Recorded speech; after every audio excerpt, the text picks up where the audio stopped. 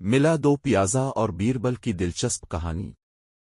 اکبر کے دربار میں بیربل اپنی ذہانت اور حاضر جوابی کے لیے مشہور تھا، جبکہ حیدرآباد دکن کے دربار میں ملا دو پیازا اپنے منفرد انداز اور حاضر دماغی کی وجہ سے مشہور تھا۔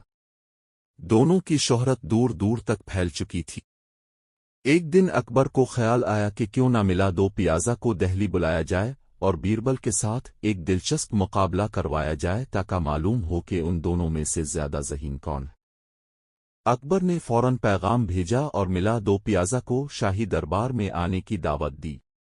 ملا دو پیازا نے دعوت قبول کی اور دہلی روانہ ہو گیا۔ جب وہ دربار پہنچا تو اکبر نے اس کا پرتپاک استقبال کیا اور دونوں دانشوروں کو دربار کے بیچ بٹھایا تاکہ ان کا مقابلہ ہو سکے۔ پہلا مقابلہ سوال و جواب۔ اکبر نے کہا، پہلا مقابلہ سوال و جواب کا ہوگا۔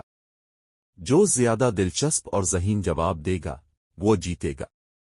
بیربل نے پہلا سوال کیا، ملا جی، آپ کے خیال میں دنیا کی سب سے عجیب چیز کیا ہے؟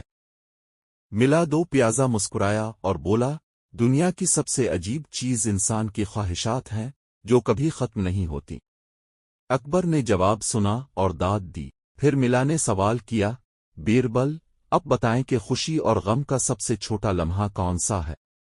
بیربل نے فوراً جواب دیا، جب انسان کو اچانک کامیابی یا ناکامی ملتی ہے، وہی لمحہ خوشی یا غم کا سب سے چھوٹا لمحہ ہوتا ہے۔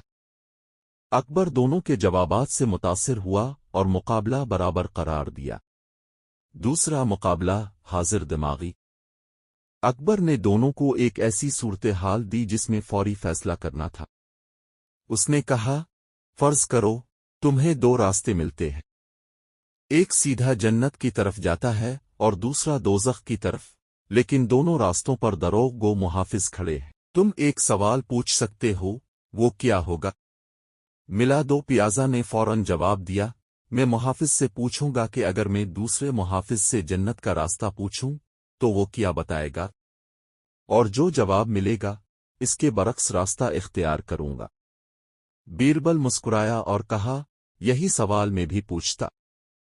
اکبر نے قہقہا لگایا اور کہا، تم دونوں واقعی کمال کے ذہین ہو۔